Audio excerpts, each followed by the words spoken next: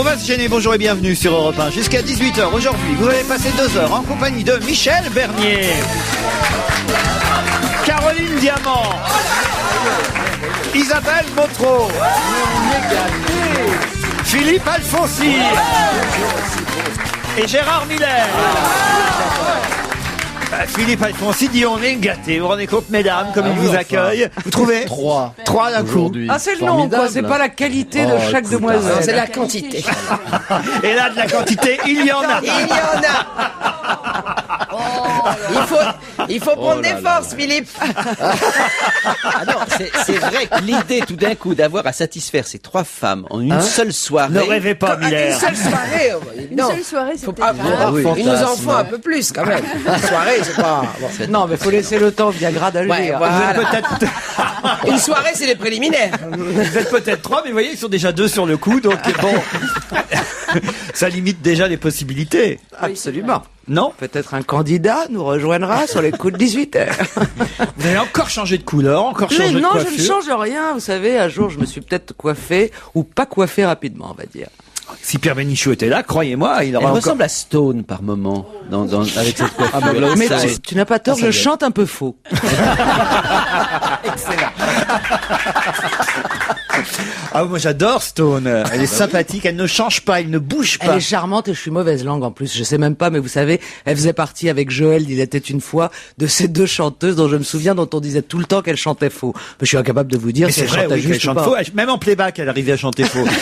Non mais c'est vrai, on a toujours dit ça, mais c'est pas ça qui comptait, c'était sa sympathie. Oui, et très sympathique. Il y a des tas de chanteurs qui chantent faux, mais qui chantent, qu'on aime entendre chanter. Qui pense qu'ils sont justes, surtout.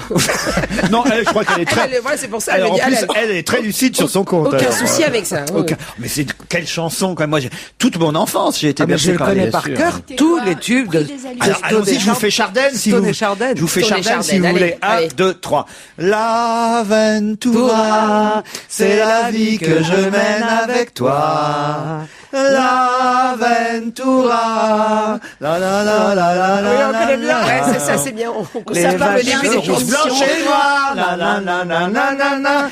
Et les cerisiers blancs, made in Normandie. Ça, c'est ma chanson. Attendez, on va Avec des relancer le canards. best-of dans les bacs, vous vous rendez pas compte? Non. Ah, si. Ça va remonter les maisons Fois, de je te disques. comparerais à Françoise Sagan, ça serait plus silencieux. Mais il y en a une que vous ne connaissez pas, c'est comme le meunier fait son pain, le jardinier son jardin, Bien sûr. on fait son lit en se couchant, nanina, nanana, tatati, tati, C'est 2, ça?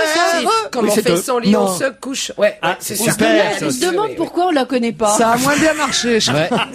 Si, je la connais. J'ai des questions comme chaque jour, attention, c'est parti. La première, vous allez le voir, va faire appel non seulement à votre culture, à votre intelligence, mais aussi à votre sens, comment dirais-je De l'humour. Non, De la enfin, réflexion. Je ne mise pas aussi De haut. la logique. De la logique, peut-être. Oui, un peu, Eh peut-être ben, on va aussi. y aller alors. Bon sens. Quelle porte jamais utilisée a été utilisée hier depuis longtemps? C'est une porte. C'est un peu dans le Jamais désordre. utilisé depuis longtemps. Toi, il y en alors. a parlé peut-être mal, parce que toi, il y en a encore jeune. Non, mais, Hein toi, mais toi, il y en a essaie- aimé tes parents. Mais non, mais Allez, toi, il y en a essaie de- chanté Stone et Chardenne. Toi, il y en a mieux quand toi, il y en a chanté Stone et Chardenne. Écoutez, les questions sont pas écrites, Il je les essaie fais. de nous induire en erreur. Les questions sont pas écrites, je les fais au fur et à Oui, mesure. c'est ça. Alors, faites pas chier, Gérard Bon, Miller. non, c'est vrai. une porte s'est ouverte hier. Qui a utilisé une porte hier, pas utilisée depuis longtemps? Ça vous va comme ça? mieux. Est-ce que c'est Alors, une on métaphore va- oui, doit y Est-ce que avoir- c'est une métaphore ou est-ce que c'est vraiment une porte? Nicolas Sarkozy. Oui, pourquoi? Ah bah, je ne sais pas, mais... Qui a ouvert une porte à l'Élysée. C'est lui qui a utilisé une porte pas Voilà. utilisée depuis longtemps. Voilà. Alors, et je ah, sais c'est une laquelle porte parce du- qu'il est allé à l'Académie française assister à l'intronisation de Max Gallo qui dans le même temps a rendu hommage à Jean-François Revel. Et de quelle porte s'agit-il? De la porte de l'Académie française. Ouais, mais à la non, porte de l'Académie trop Du fastoche. Quai Conti. La porte des chiottes. Non. Le Quai Conti. Non, une À l'Académie française, elle est très utilisée, croyez-moi. Non, justement, il Je faut peux pas le temps mieux d'y aller. répondre. Non. Allez, je vais vous accorder la bonne réponse. Ah oui, comme- Excellente réponse de Gérard Miller. Commence fort. Effectivement, hier, c'était l'entrée à l'Académie française de Max Gallo. Nicolas Sarkozy, le président de la République, y est allé et il a pénétré sous la coupole par la grande porte côté Seine, quai Conti donc, que seul le chef de l'État protecteur de l'Académie française est autorisé à emprunter. Personne d'autre ne peut utiliser cette porte et Nicolas Sarkozy, lui, l'a utilisée pour la première fois depuis longtemps, car peu de présidents de la République sont allés sous la coupole pour des entrées d'académiciens. Quai Conti, bravo dans la Gérard, vraiment, vous m'avez épaté. Mais oui, non, peut-être vous y étiez vous-même. Non. Non, Mais j'aurais bien aimé, parce que c'était un lieu où je n'ai jamais mis les pieds. J'aurais bien aimé voir comment ça se passait.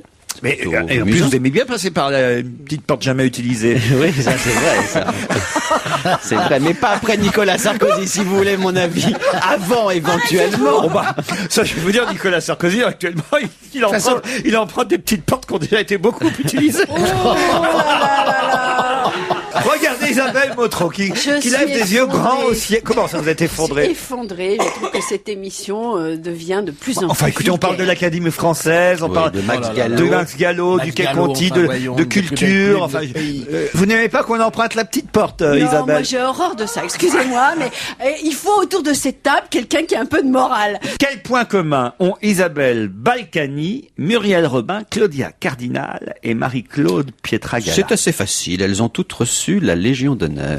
Oui, mais plus précisément. Elles sont dans une... Chevalière. Non, pas du tout. C'est assez exceptionnel. C'est Écuyère. 50-50. C'est-à-dire pour la première fois, il y a une vraie parité dans la liste que le président de la République a tenu absolument à établir pour qu'il y ait un maximum de femmes. Exact, parce que pour les promotions du 14 juillet dernier, il n'y avait pas eu assez de femmes. Le président de la République a donc retoqué celle du 1er janvier en disant il n'y en a toujours pas, il faut que ce soit paritaire, il faut autant de femmes que d'hommes. Voilà pourquoi on retrouve cette fois-là Sœur Emmanuelle, Marie-Claude Pietragala, Claudia Cardinal, Muriel Robin, Evelyne Thomas. Non, je déconne. Non mais puisqu'il faut trouver les Alors, gonzesses. il y en a, faut trouver celle qui ne la mérite pas. Oui, voilà. Alors, trouvez celle qui ne la mérite pas. Nous, déjà. Claudia Non, Cardinal. dans la liste, je veux dire. Claudia Cardinal, elle mérite quand même. Oui, mais je suis Marie-Claude. choqué que Sœur Emmanuelle ne l'ait pas eu depuis fort longtemps, surtout. Pourquoi la société funéraire d'une petite ville écossaise vient-elle de choquer tous les habitants de cette petite ville? T'as une idée, Gérard? Parce qu'elle a fait de la publicité. Non. C'est une Parce que- société funéraire écossaise qui vient de choquer tous les habitants de la ville où cette société se situe. Oh, Est-ce ils ont que dû c'est- tracter dans un endroit peu délicat. Non, C'est pas de la Est-ce que publicité. Sur la c'est façon- suite à un enterrement? pas un enterrement précis. C'est la façon dont elle gère ou traite les restes d'un certain nombre de défunts. En quelque sorte, Voilà. c'est lié à l'époque de l'année. Alors, ça a un rapport avec la neige. Oui, c'est Alors, les- ça me dites pas qu'ils les foutent sous la neige et que quand ça fond, on les voit. Non, c'est pas Est-ce ça. qu'il s'agit de malheureux? C'est pire que ça. Non. Est-ce qu'il s'agirait de malheureux qui seraient morts justement de froid? Non, pas du Dans tout. Ils les en rues font des bonhommes de neige. Non, comme dans l'auberge rouge. pas quand même. Non, mais c'est lié au froid, c'est lié à la neige, c'est vrai. C'est pour les incinérations. Non, Comme les incinérations coûtent trop cher en hiver parce qu'il faut non, beaucoup ils de carburant. continuent à incinérer c'est leur boulot, ils continuent à Ils incinérer. les jettent dans la neige, ils jettent les cendres dans la neige. Ils se servent c'est des pour cendres. empêcher qu'on glisse, ils mettent les cendres, Voilà, ils servent des ils cendres mettent les pour cendres ça. des morts. Par terre. Pour empêcher de glisser sur Oh le là trottoir là. devant. Bonne réponse de Philippe. Mais c'est pas possible. Effectivement. Ah oui, mais enfin, si t'es mort pour empêcher quelqu'un de chuter. Eh ben, ça empêche un autre de mourir. Exactement. Voilà. La société funéraire locale évite le gel de ses trottoirs grâce à des cendres provenant des fours de crémation. Ça a choqué évidemment toutes les personnes de la ville qui maintenant évitent le trottoir, passent par le trottoir d'en face. C'est assez incroyable. Et glissent et se cassent Non, mais la ce qui est gueule. incroyable, c'est que c'était une vieille histoire drôle, cette affaire-là. Moi, je me souviens, c'est Pierre Doris qui racontait ça sur scène, qui était un spécialiste de l'humour noir, qui nous écoute peut-être d'ailleurs, parce qu'il est toujours vivant, Pierre. Et Pierre Doris disait, c'est les deux types, ils sont volants de leur camion, et voilà, puis à un moment donné, il y a du gel sur la route, ça glisse, et puis il y en a un qui dit à l'autre, passe la vieille, on va cendrer. Bon, bah, je ne pouvais pas imaginer que cette histoire drôle allait un jour revenir dans l'actualité de façon réelle. Eh oui. C'est incroyable, non? L'homme est capable de tout. Ça veut dire que même en Écosse, les gens ont écouté Pierre Doris. Puis ils prennent que les cendres des prostituées, parce que comme ça, ils continuent à faire le trottoir. Bah, ça, c'est le problème. Hein. Avec cette histoire de loi anti-tabac, faut fumer dehors. Imagine ce qui serait terrible, ce serait les cendres de Candeloro pour empêcher que les gens patinent devant le magasin. Ouais. Et parfois, vous ne voyez pas notre regard atterré, là, par exemple. Il y a des moments, c'est vrai, on est content. Gérard, vous voulez que je vous dise, je ne fais pas la différence entre votre regard atterré et votre regard joyeux. C'est vrai. Oh non. Il y a d'autres choses très choquantes. C'est Florence, toujours, qui habite Bruxelles, qui m'envoie ces petits articles trouvés dans la presse internationale. Merci Florence. Et elle a trouvé un autre article qui concerne cette fois une société britannique, la société Love Honey, qui a commercialisé une brosse à dents électrique. Et cette brosse à dents électrique, eh bien finalement, elle aussi choquée, a fini par être interdite. Pourquoi cette brosse à dents a-t-elle été interdite? Elle fait vibromasseur d'un côté et brosse à dents de l'autre. Bonne réponse de Caroline Diamant. Pourquoi tu as de la pensée? Alors là, Caroline, il va falloir que tu Ça nous demande des explications. Quelle horreur. Après, c'est le problème du dentifrice, hein, moi. Bon. C'est juste Emma et Diamant. Non, mais Love, C'est parce que ça vous arrive d'avoir de mauvaise haleine de ce côté-là. mais non, Love Honey. Je me suis dit, ça doit être un truc un peu coquin. Plus terrible, vous avez des dents. Ouais, Ça y est. Qui vient de demander pardon à l'Angleterre 22 ans plus tard? À l'Angleterre en général? À l'Angleterre en général. Quelqu'un 22 qui ans n'est plus pas tard. anglais, Quelqu'un qui n'est pas anglais. mais européen. Européen, non. Alors, Un attendez. joueur de rugby. Non, Il y a pas un joueur de 22 rugby. ans, moi je propose qu'on calcule quand on était. Il y a bah, Je 22 sais ans. ce qui s'est passé il y a 22 C'est ans. en 86. C'est un sportif. Un footballeur. C'est un footballeur argentin. Argentin. Allez-y, Bah, c'est Gérard. Pelé. Vous savez? C'est Pelé. Non, mais à un moment donné, j'ai pensé à la guerre des Malouines. Ah oui? Et donc, voilà, entre l'Argentine et Et l'Angleterre. footballeur argentin. Non, mais j'ai dit gardien de argentin pour ça, j'ai pas Eh dit ben, parce qu'il est... c'est facile, c'est Diego Maradona. Et qu'est-ce qu'il avait Eh fait? ben, il a craché sur la reine d'Angleterre. Non. Et il s'est excusé 22 ans après. Mais je cherche, Est-ce moi, que ça a un monsieur. rapport avec la guerre des Malouines? Ah, je vois qu'on n'y connaît rien en foot autour Est-ce de que cette ça a table. rien à voir avec la guerre des Malouines? Il avait insulté un Tous les joueur. amateurs de foot qui nous écoutent savent évidemment la bonne réponse. Alors, Ah, il avait fait perdre insulté un l'Angleterre. joueur. Mais non, enfin, écoutez, c'était en quart de finale du mondial 86. Maradona, il avait pris une ligne de coke en jouant. Il avait... Non, qu'est-ce qu'il avait Non, fait? eh ben, il avait, Il avait tapé sur quelqu'un. buté dans la tronche du goal anglais. Non, il avait marqué un but. Il a marqué un but Oui. décisif Oui. pour les autres, c'est-à-dire contre sa Mais propre non, autrement, il équipe. ne demanderait pas pardon à l'Angleterre. Et c'était C'est le but il jouait dans l'équipe anglaise. Il a Mais éliminé Mais l'Angleterre. non, il a éliminé l'Angleterre, c'est tout. l'Angleterre, Il a mais sur éliminé leur l'Angleterre. terrain. Oui, mais comment? Par un but. Oui, mais Par Il un a but fait qui un avait truc été... qu'il fallait pas. il ne demanderait pas pardon. Il a qu'il triché. Non, ah oui, il a triché. Il a triché, bah voilà. Avec la main, Ah, bonne voilà. réponse de Caroline Diamant. Enfin, Mais dit-on. comment Je t'ai aidé, ça quand même. Hein. Mais On était avec toi, hein, t'as vu, hein? Tous les amateurs de foot et même les autres d'ailleurs se souviennent de Mais ce comment ça se célèbre fait but que- marqué par Maradona Mais oui. de la main que l'arbitre n'avait pas vu et qu'il avait validé. Et ça avait fait scandale à l'époque. 22 ans plus tard, il explique au quotidien The Sun: je m'excuse de ce geste et si je pouvais revenir en arrière et changer l'histoire, je le ferais. Quelle photo de classe vient de coûter 10 000 euros? C'est un souvenir. Oh, un souvenir. Oh, forcément. Une bah, photo celle de de classe. Mitterrand alors. Celle de François Mitterrand, expliquez. Ben, comme Ah on oui, a mis la aux vente. enchères, Ah oui. comme La son vente de épouse. ses Oh non, affaires, je sens que c'est faux. Là, vous me regardez avec un air. Je suis en train de m'enferrer dans une fausse direction. C'est pas ça du tout. Voilà. Alors, est-ce qu'elle a coûté... Elle a coûté 10 000 euros, c'est ça? Oui, cette Donc, photo de est-ce classe. qu'elle a rapporté 10 000 euros à quelqu'un? Elle a rapporté 10 000 euros à quelqu'un. C'est Bravo. une photo qu'on a vendue à un journal. Exact. Absolument. quelqu'un a fait un procès, donc c'est donc. quelqu'un. C'est qui? C'est Carla Bruni. Non, non, non. Est-ce que c'est c'est quelqu'un qui Sarkozy. n'aurait pas dû être là? Non, Non, c'est c'est un ami de la personne en question qui a retrouvé la photo de classe et qu'il a vendue à Paris Match pour 10 000 euros. Mais oui, c'est tout. Voilà. Donc c'est quelqu'un de très connu. C'est quelqu'un de très Quelqu'un de connu. très connu, oui. Qui va l'être. Non. C'est quelqu'un parce qui a que, des attends, amis honnêtes en 10 tout cas. 000 euros, c'est déjà. Quelqu'un de très connu depuis peu. Ah ben c'est Tsonga. le type qui a détourné l'argent de la Société Générale. C'est-à-dire Jérôme Jérôme Gardel. Gardel. Bonne réponse d'Isabelle Motro.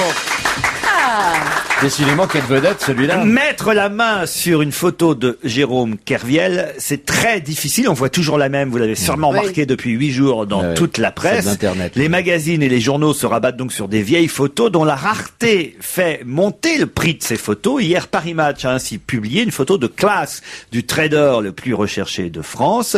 Et là, c'est quelqu'un qui raconte: j'ai appelé le magazine pour leur dire que j'avais trouvé cette photo de Jérôme Kerviel chez moi. J'étais à l'école avec lui. 20 minutes plus tard, Paris Match était là. Ils me l'ont acheté pour moins de 10 000 €. Somme d'autant plus élevée d'après l'intéressé que la fameuse photo était en libre accès sur trombi.com. C'est-à-dire que Paris Match a acheté la photo 10 000 € à ce type alors qu'ils auraient pu la prendre sur Internet. Voilà. Là, c'était une école de malins. Faut y aller dans cette école. C'est vachement bien. Ah ouais, c'est ça. T'as raison. Ah, ça c'est très drôle. J'y avais pas pensé. Ah oui, vous avez raison. Je vais inscrire mes enfants. Tout ça pour la baie, c'est pour la baie sûrement. Allez, on va tous à l'école là pour la baie. C'est incroyable quand même cette histoire, c'est fou. Vous avez Mais c'est raison. comme les gens qui ont déposé, dès que l'affaire est sortie, qui déposent un nom de domaine avec jérômekerviel.com et qui le revendent 3-4 jours plus tard. Mais enfin, c'est ta première réaction, toi, Mais quand tu tu sais regardes qu'il y le a déjà, JT. il y a eu dans les 24 heures des tas d'initiatives, des t-shirts Kerviel, tout un merchandising Kerviel. Jérôme Kerviel, Girlfriend. Moi j'ai un t-shirt pour l'émission de samedi soir, je porte un t-shirt Jérôme Kerviel Fan Club, effectivement, puisque j'ai décidé de soutenir la Société Générale dans les difficultés qu'elle traverse. Non, arrête, j'ai pas envie de pleurer. En tout cas, la photo de classe de Jérôme Kerviel nous montre un garçon qui était alors plutôt boubouille quand il était à l'école. Comme quoi ça use la finance, parce que ça lui a fait perdre énormément de poids de faire ça, moi. Moi aussi. On sera riche et mince. Le rêve. Yes, j'y vais, hein, je vous laisse. Vous voulez être tradeuse, mais vous seriez capable, vous qui Non, jouez au- j'aimerais être très mince.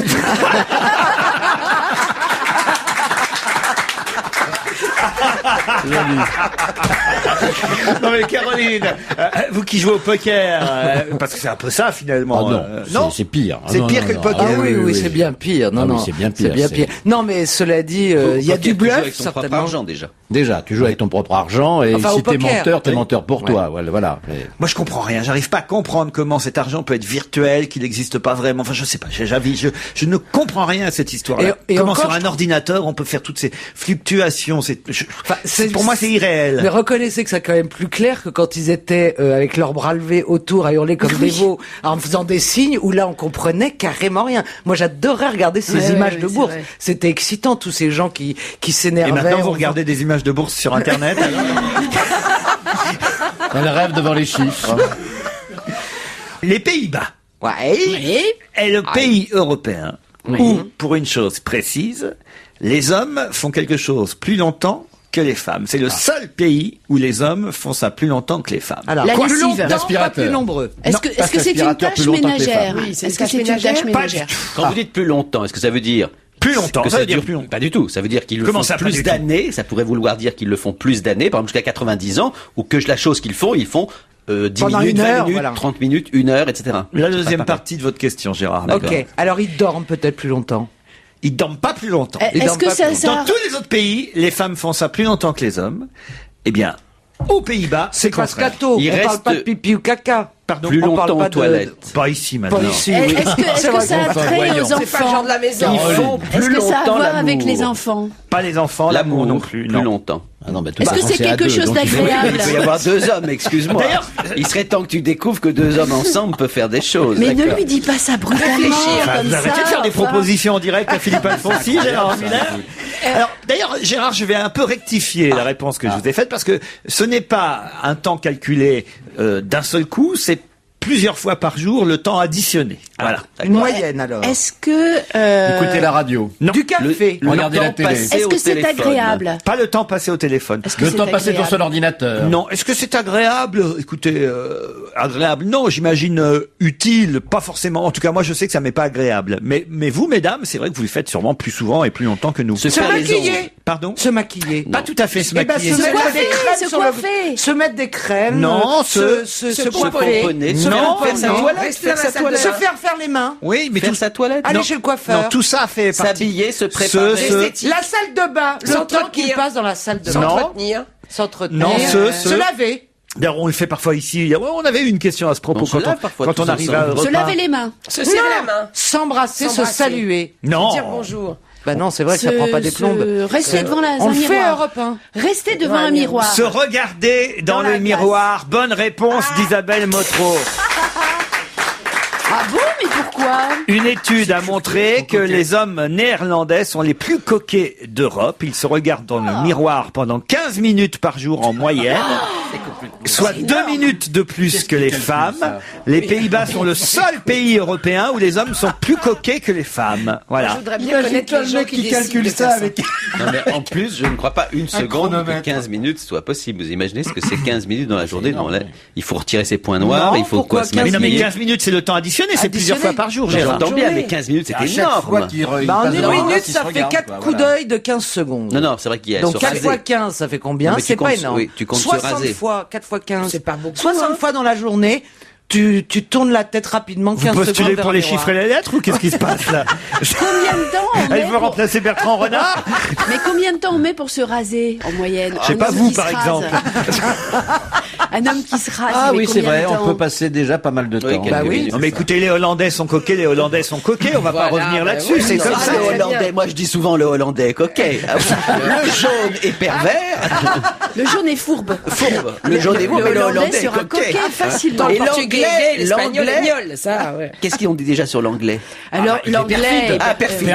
Perfide Albion. Mais je vous rappelle quand même qu'aux Pays-Bas, le cannabis est légalisé. Alors vous savez, tout prend plus de temps parce que ils sont là, ils scotchent devant le miroir avec leur Ah, c'est peut-être ça. Ils se voient moins bien, ils se voient flou. Pour ça, ils prennent plus de temps. C'est logique. Oui, il y a une logique Ouais, dans ouais, tout c'est ça. vrai. Je trouve. Qui a déclaré, si jamais j'aime un homme autant que j'aime mon chien, alors cet homme aura un vrai problème parce que je suis folle de mon chien. Donc c'est quelqu'un qui a un chien. C'est une femme. Oui, ça c'est bien. déjà. C'est pas genre Paris Hilton. Ouais, Non. c'est une femme à forte Brigitte poitrine. Bardot. Alors elle est plutôt bien Ouais, c'est ça. fournie, ça c'est Bien vrai. gaulée. Pamela Anderson. Non, Est-ce qu'elle est française? elle n'est pas française. Elle Oh, est elle est américaine. Ça doit être américaine, Paris ça, Hilton, ça non? Elle n'est pas américaine. Non. Ah, Elle non. est anglaise. Non plus. Italienne. Non plus. Espagnole. Cette femme, Non plus. elle est dans- Européenne.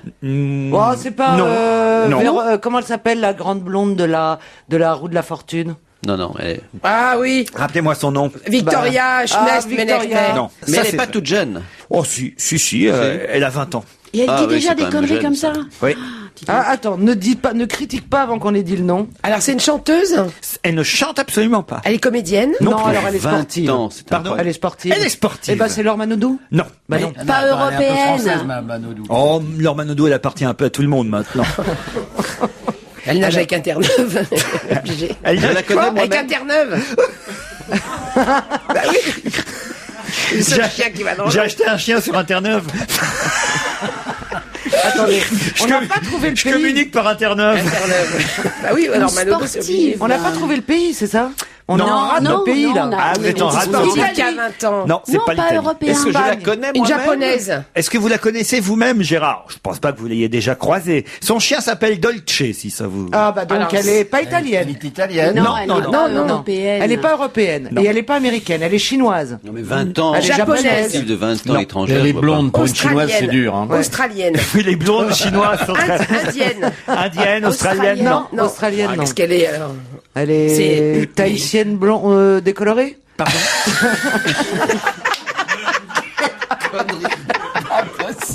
L'Europe, ça dépend au sens... Ah, le Brésil. Non, au sens... Ah, une Russe. Voilà, une Russe. Bah, j'ai dit tout à l'heure. Ah non, vous avez pas dit une Anna Russe. Ah, j'ai dit Kournikova. russe. Pardon Sharapova. J'entends jamais. Sharapova. Bonne bravo. réponse de Caroline Diamant. Moi tu dis le pays, je trouve tout de suite le nom. Maria Sharapova a déclaré dans une interview à paraître dans Vanity Fair version allemande qu'elle cherchait encore l'amour. À 20 ans, la 5e mondiale quand même, hein, 5e Mais en mondiale quoi elle est au quoi classement WTA de tennis. C'est du tennis. Mais faut le dire. Enfin, Oui, on écoutez, savait pas. quand même. Mais enfin, Même voyons. moi je savais quand même les filles. Elle se fait pas trop de mourons. Elle dit, j'ai déjà eu le béguin, mais je ne crois pas que c'était le véritable amour. Je crois que la méthode consiste à ne pas chercher à tomber amoureuse. Voilà. Hein, Mais- Michel. Oh, oui, Tatiana. c'est Ça sert à rien de chercher. Mais la jolie pas russe, chercher, ça tombe comme ça direct Voilà. dans le samovar. la jolie russe prévient quand même qu'il faudra faire une place dans son cœur pour son chien Dolce. Je oui. rappelle cette phrase formidable parce qu'elle a une affection débordante pour son poméranien. C'est un poméranien. D'accord. Le chien. Si jamais j'aime un homme, elle a fait, d'ailleurs, elle l'a dit comme ça. Si jamais j'aime un homme, comment on fait le russe? Si jamais j'aime un homme, Ça c'est l'Allemagne. Ça n'a rien à voir. Le russe, il dit, il va dormir dans le panier. Voilà. je suis folle de mon chien. Mais non, mais J'adore mon On y kleps. arrive, on y arrive. Vous feriez une bonne James Bond girl à l'époque de la guerre froide. c'est drôle. Oh, je me vois bien en James Bond girl, tiens. Sharapova du chien, c'était le titre. Quel bon titre. Quel titre, oh là là. Du Le journal journaliste, oui. 20 minutes. Oui, Et ça, en il s'est attendant relevé d'autres la nuit. questions, je vous propose d'écouter Chris Rea qui fait son grand retour Oh, dis donc. avec The Return of the Fabulous of the Blue Notes. C'est quoi ça, c'est ça? Il est en concert ce soir à l'Olympia et il y chantera forcément son tube Joséphine. Gérard Miller, Philippe Alfonsi, Michel Bernier, Isabelle Motro, Caroline Diamant.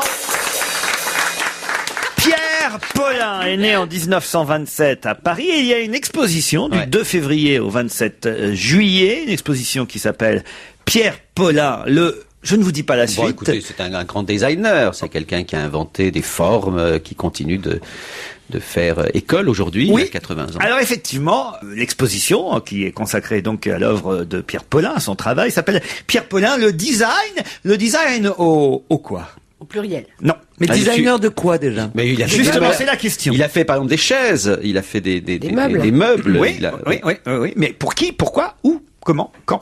C'est la question. Mais Bon, c'est en marqué sur- Oui, 1927. moi, c'est ma réponse. Il les a pas fait pour Coco Chanel? Non. Pour qui Tu les sais que a-t-il c'est fait? marqué sur ta fiche. Oui, hein. on l'a vu. Pour des stars ou pour des... On l'a vu. On n'est pas tricheur. Hein, quand même. Non, on n'est pas tricheur. Vous n'allez pas attendre 22 ans pour demander pardon, comme Maradona. Moi, j'ai pas une bonne vue, je pourrais. Ouais, moi même non pas- plus, non. Je l'ai vu. Ah, Bon, non, Alors Maurice allez-y, Lane. dites. au pouvoir. Alors voilà. au pouvoir, c'est-à-dire Bah, c'est-à-dire, alors là, je me demande pourquoi. À mon d'ailleurs. avis, il a fait des choses pour l'Élysée, Pour non? l'Élysée. voilà, pour- il a ouais. meublé le palais de l'Élysée Du temps de Pompidou. Voilà. pour Mitterrand et pour Chirac, pour trois présidents de la République blague. successifs. Catherine Gell est au pouvoir, bonjour. C'est très fin, hein. Au pouvoir, au téléphone. Au peut-être. téléphone.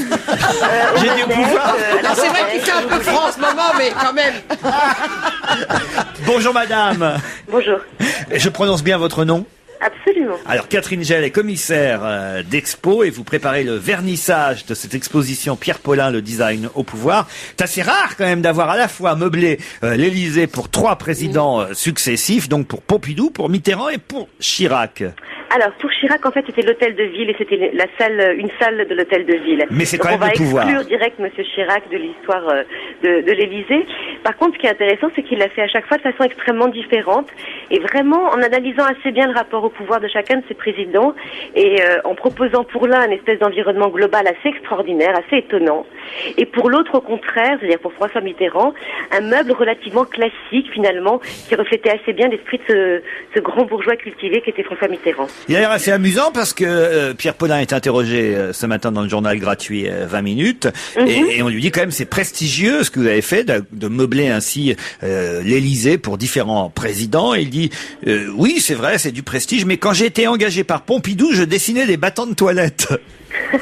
Oui, non, parce qu'en fait, Pierre Paulin a eu aussi une carrière de designer industriel et il a travaillé pour Alibert.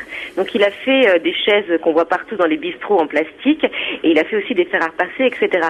Mais ce qui est vraiment intéressant aussi à l'Élysée, c'est qu'en fait, pour Pompidou, il n'invente rien. C'est-à-dire qu'il ne crée pas de décor, il transpose et il adapte du mobilier qu'il a déjà créé ou des formes textiles tendues au mur et sur les plafonds qu'il a déjà dessinées ou créées. C'est-à-dire qu'il est vraiment un designer. Il vient pas à l'Élysée comme décorateur, il vient vraiment comme quelqu'un, un type, si on peut dire, qui a déjà pondu, organisé, dessiné et fait éditer un certain nombre de meubles. Il en adapte simplement la volumétrie et pour lui, c'est ça la révérence au pouvoir. Vous êtes en plein vernissage à la galerie des Gobelins. Madame Albanel, la ministre de la Culture, va assister à ce vernissage? Absolument. Monsieur Sarkozy, le président de la République? Je ne pense pas. Ah, zut alors. Vous avez raté le coche là alors. Écoutez, non, pas vraiment. J'étais à l'Élysée parce qu'en fait, de cette suite de salons, il reste une salle à manger et 2 autres salons ont été démontés suite à la demande de Monsieur Giscard d'Estaing qui préférait les trophées de chasse aux environnements modernes. Et voilà. Et l'atmosphère de cette salle à manger faite par Paulin reste absolument incroyablement particulière. Les autres pièces de l'Élysée m'ont semblé beaucoup moins drôles, mais en même temps, c'est le décor du pouvoir actuel, donc voilà. Le Mais ce qui est design bien- au pouvoir. Ce qui est bien quand même, c'est de rappeler que Pompidou était un amateur d'art et qu'il a eu le culot, le premier, si j'ai bonne Absolument. mémoire, de changer justement le décor de l'Élysée, de faire appel Non, mais justement à un designer. la politique culturelle de Pompidou a été, en tout cas, son intérêt pour l'art et l'art contemporain et l'art moderne et l'art de son époque a été absolument extraordinaire. Et c'est pour ça qu'en fait, ces créations sortent bizarrement d'un endroit extrêmement institutionnel qu'est le Mobile National, parce qu'ils avaient voulu créer un atelier de recherche et de création avec Malraux pour quelque part concurrencer le design italien qui était alors en plein essor et qui était incroyablement novateur. C'est pour ça d'ailleurs que le président Pompidou a un musée qui porte son nom et que M. Sarkozy aura certainement une bijouterie à son nom. C'est pareil. Je vous laisse Non, un répondre parc de vos propos. d'attractions, voyons. Gérard, enfin voyons. C'est une petite En tout cas, il y a à pense la pas. galerie des Gobelins des petits bijoux, voilà. Je crois que c'est injuste de dire ça du président de la République, parce que je pense quand même il aura au moins le parc d'attractions de Marne-la-Vallée qui portera son nom. Et alors, quand on change le mobilier comme ça de l'Élysée, c'est évidemment, on peut choisir ce qu'on veut, on a un budget, comme ça se Alors passe là, comment? c'était pour le cas de l'Élysée de Paulin pour le président Pompidou, c'était une commande tout à fait particulière qui s'est étalée de 69 à 72, 73. Donc ça dure plusieurs années de conception. Il y a un budget où on fait attention au budget et en même temps, évidemment, il convient que Et vous savez, quand on est designer, c'est la grande différence avec les décorateurs finalement. Quand on est designer, on rentre dans un cahier des charges. C'est-à-dire qu'il y a des espèces de choses qui vous sont imposées, des éléments. Un des éléments, c'était qu'il fallait pas toucher au mur. L'autre élément qui avait été dit par Georges Pompidou lui-même à Paulin, c'était « Et je ne veux pas entendre un coup de marteau pendant les travaux ». Donc ce que Paulin a imaginé, parce qu'on travaille, disait-il, d'un air de dire « Vous faites des meubles, peut-être que c'est pas exactement le même type de travail ». Donc ce que Pierre Paulin a imaginé, qui a été extraordinaire, c'est en fait des structures qui étaient autoportantes, qui étaient boulonnées à l'arrière comme un stand, et l'Élysée de Paulin sous Pompidou, c'est un super stand finalement. Donc c'est quelque chose d'incroyablement, c'est une très jolie et douce et sophistiquée provocation. Et Mitterrand, lui, alors, il avait demandé quoi? Mitterrand, en fait, c'est un petit peu plus compliqué. Pierre Paulin avait exposé des meubles aux arts décoratifs. La directrice des arts décoratifs, Yvonne Brunamer, était une amie d'enfance de Daniel Mitterrand, l'avait fait venir. Et Daniel Mitterrand avait trouvé un des bureaux de Paulin tout à fait à son goût. Elle a dû le revendre depuis. Non, parce qu'il est inscrit à l'inventaire du Mobilier National. Donc il est là. Nous Parce que n'avons c'est pas plus quoi chapeau sur la revendre table pour du se faire de bureau. l'argent, Madame Mitterrand. C'est fou. Je crois qu'elle en est au crotte-de-nez de François Mitterrand pour la prochaine, Alors, nous n'avons pas le chapeau sur- pour la prochaine vente aux enchères. Hein. Nous n'avons pas le chapeau sur la table du bureau, mais on a le bureau. Et donc Paulin a réadapté le bureau, redessiné le bureau. Il avait proposé à François Mitterrand un environnement très global aussi, avec des voilages qui cachaient les boiseries. Mais Mitterrand a refusé, et Pierre Paulin a dû faire face, ou travailler en tout cas, avec les tapisseries de Lebrun, qui étaient au sol et sur les murs du bureau de François Mitterrand. Merci pour vos réponses à nos questions. Il y a une êtes femme passionnée, hein. Oui, c'est passionnée, très bien. Oh là là, passionnée. ça fait plaisir à Pas entendre, seulement hein. passionnée, passionnante aussi, Oui, parce que je vais bravo, vous dire, il y a hein. des commissaires Bravo. d'expo, ils vous Ouais. donnent pas envie d'aller à l'expo. Là, Vous, on vous a alors, envie d'y aller, hein. bravo, ça nous On donne n'ira envie. pas, mais ça donne envie. Ça nous donne envie d'aller à... Qu'est-ce que vous dites? Elle a dit on n'ira pas, mais ça donne envie. Non, mais c'est la vérité. Mais c'est un bon mot. Oh, mais bien sûr. Mais on va y parlez aller. pour Je vous, pars enfin, tout de suite. Gérard Bambouillard. Miller ira. Bien sûr. aussi. Philippe Alfonsier aussi est client. Et Isabelle Oui, oui, Motro oui, aussi. oui. Galerie des Évidemment. Gobelins. En plus, vous avez le temps. C'est jusqu'au 27 juillet prochain. Galerie des Gobelins. Merci beaucoup, Madame Gel. Merci à vous. Au revoir. Au revoir.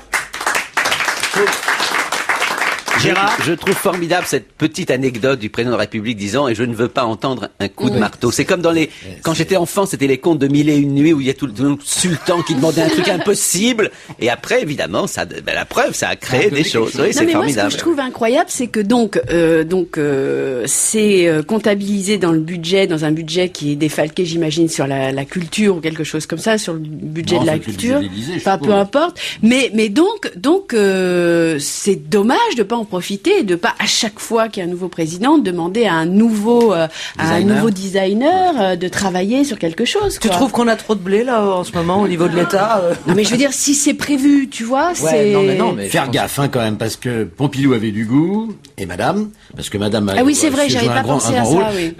Mitterrand aussi, Giscard, bon, c'était un peu vieille France et un peu rétro, mais avec Sarkozy, je me méfierais quand même. Oui, c'est vrai, t'as raison. Pouf, pouf, j'ai rien dit. Bling, bling. Bling, bling.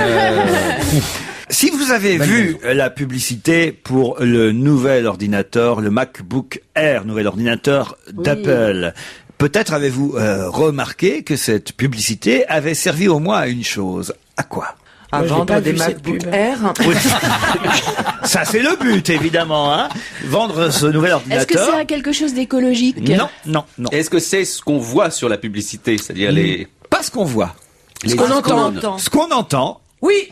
Alors, alors attendez, ça va me revenir, je le fais dans le désordre. Il y a un titre d'une jeune fille, et je me demande si c'est pas une jeune Israélienne qui avait été dans une comédie musicale. Elle a la chance que son titre ait été choisi pour cette pub, et du coup, ça va devenir certainement un carton mondial. Ça va pas devenir, c'est un déjà carton mondial. Effectivement, ce titre New Soul est utilisé dans la publicité Apple. Cette jeune femme, vous avez raison, bravo, vous avez de la mémoire, avait chanté dans les 10 commandements. Son premier album qui a suivi sa carrière au sein de cette comédie musicale, premier album solo, est passé inaperçu, mais son deuxième album est dans les meilleures ventes du moment. Yael Naïm, tout ça grâce à une publicité. C'est vrai que cette chanson est super. Yael Naïm, New Soul. Vous savez qui joue du trombone sur ce morceau musical? Tiens, ça pourrait être la question suivante. D'ailleurs, c'est amusant parce que justement, je vous pose. Le fils de Serge Liado. Comment vous savez ça, vous? Parce que c'est la seule personne que je connaisse qui joue du trombone. C'est vraiment ça. Sébastien Liado, le fils de Serge Liado. Bonne réponse. Là, je mets pas, alors là, je veux dire... Oh, moi je serais de votre époux, je me méfierais. Comment vous connaissez le fils de Serge Liado? Parce que pour la petite porte, vous êtes peut-être pas doué, mais pour le trombone, j'ai l'impression que... Parce que j'ai eu l'occasion lors d'un dîner, vous y étiez d'ailleurs, Laurent, puisque c'était vous qui nous aviez invités, de discuter avec Serge, et j'ai appris que son fils jouait du trombone. Et comme c'est donc très rare, enfin je sais pas, moi je connais pas beaucoup de gens. Donc moi je connais pas de tromboniste. Parce que ça fait... Ça déstresse. Ça déstresse. J'adore. Et ça fait des beaux collègues. Le dernier dîner où nous étions. Voilà. Il y avait d'ailleurs Alfonsi, il y avait Caroline aussi. Il n'y avait pas Bernier, tiens, je crois. Elle était en tournée, Michel, évidemment. Elle était conviée, fouteur de merde. Quand je pense qu'on a passé un dîner entier sans savoir.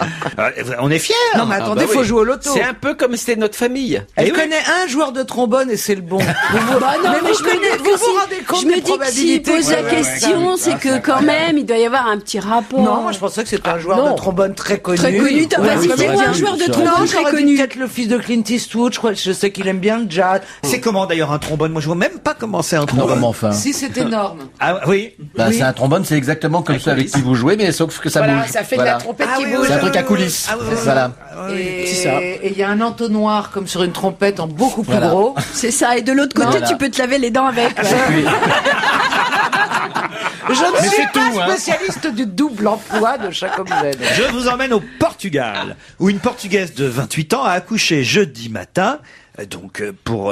J'ai déjà envie de rire. Pourquoi vous avez envie de rire? Je sais pas. Il n'y a rien de drôle. Une Portugaise au Portugal, 28 ans, je sais pas, je sens la vanne. Ah ça c'est Linda des Chouchas. Cette Portugaise de 28 ans a accouché jeudi matin avec l'aide d'un pompier dans l'ambulance qui la transportait à la maternité, parce qu'évidemment elle n'a pas eu le temps d'arriver jusqu'à la maternité. C'est le pompier donc qui l'a accouché, cette Portugaise de 28 ans. Alors, vous me direz, jusque-là, c'est banal. Si je vous le raconte... Mais qui est le pompier? Non. Si je vous le raconte... fils de Serge Liado. De Liadoche. Si je vous le raconte... Car Liado est portugais. Si je vous le raconte, c'est qu'évidemment, il y a quelque chose d'assez original à cette histoire. Elle a accouché d'un truc bizarre. Que cet homme est en même temps le père. Non, pas du tout. Le frère, le cousin. Non. Alors, est-ce que le dire, il était seul, c'est un petit village du Portugal, et donc il était obligé de conduire en même temps qu'il l'accouchait. Non? Bah si c'est un petit camion. Et qu'est-ce qu'il faisait avec les dents pendant ce temps-là? Qu'est-ce que tu nous racontes? Moi j'aime bien les trucs qui servent à deux choses. Alors, est-ce que c'est... On avait remarqué. C'est ce dont elle a accouché qui est en cause. Oh, quelle horreur. Ce dont elle a accouché. Oui, genre, Ça s'appelle un enfant. Ce serait pas un enfant. Elle a accouché d'un petit portugais, vous voulez que je vous dise? Est-ce que le Non, mais elle aurait pu, pompier... non, c'est pas ça que je voulais dire, c'est qu'elle aurait pu avoir des sextuplés, des 25 tuplés, des trucs comme ça. Non. Est-ce que ce qui est curieux, c'est la relation qu'il y a entre le pompier et l'accouché? Oui. C'est son père. Non. Son fils. Non. Il est de sa famille. Aucun rapport familial. C'est son amant. Non. Son curé. Non. C'est son patron. Son ex. Non. Rien C'est de son ça. pompier. Non. Un rapport professionnel. C'est son pompier. En quelque sorte, ça pourrait être une bonne réponse. Il Mais- venait d'éteindre le feu chez elle. Non. Non. Parce qu'elle est elle-même pompière. Non. Elle lui a Il lui a fait. sauvé la vie précédemment. Non. Il l'a déjà accouché dans la même ambulance. Bonne réponse d'Isabelle Motro. Mais je le connais, bien sûr. C'est la deuxième fois la que ce deuxième fois. pompier accouche cette portugaise dans l'ambulance. Alors, il faut savoir. c'est louche. Ça, personne n'y Je croit. D'abord, crois c'est qu'elle est un étrange. peu Pourquoi- louche. pourquoi Moi, je trouve que c'est pas très normal, ce truc. Je sais pas, ma femme, elle va me prendre les pompiers de l'ambulance, non? Écoutez, Deux fois. Santa Maria de Jeger, qui est dans le nord du Portugal, elle habite Santa Marina, elle explique, elle dit c'est une coïncidence incroyable, dit-elle. Voilà. C'est juste coïncidence. C'est une J'ai coïncidence. appelé la cacherne, voilà. Attendez, là c'est la fille fais d'une les portugaise douches. et d'un allemand. Le trèche. Bref, elle a Tentez appelé, le russe parce que c'est nouveau pour lui. elle a appelé la caserne. Le pompier en question était de permanence. Il est parti avec une collègue chez elle. On a installé dans l'ambulance, disent-ils. On a juste eu le temps de faire 16 kilomètres. Remarquez, dites donc 16 kilomètres, c'est déjà pas mal. On a juste eu le temps de faire 16 kilomètres. Le bébé arrivait, on s'est arrêté.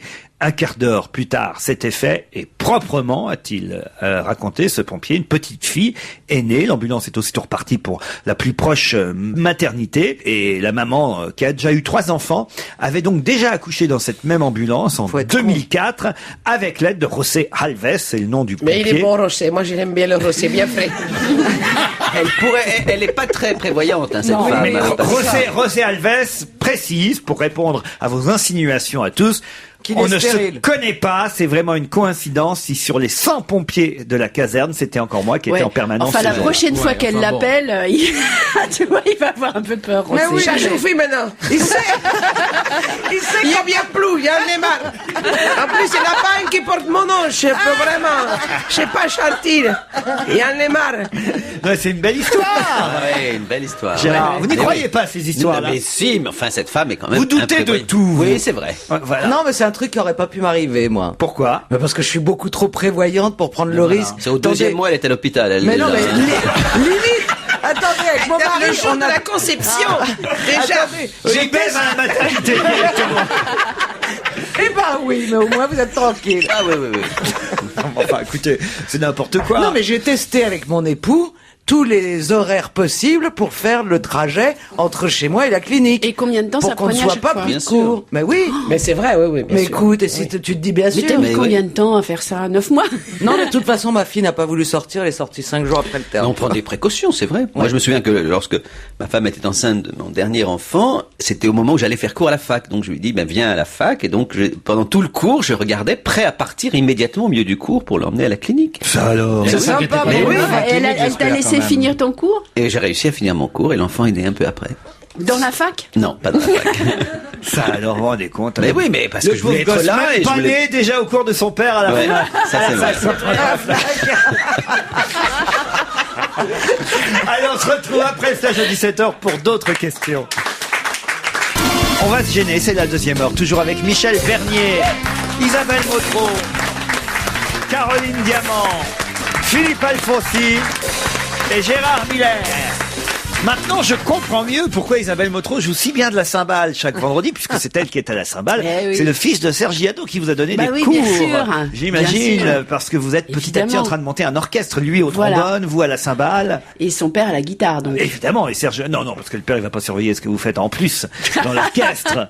Cette Isabelle Motro, elle cache bien son jeu. Ah, mais c'est les pires, celles qui sont tout le temps choquées. Méchante.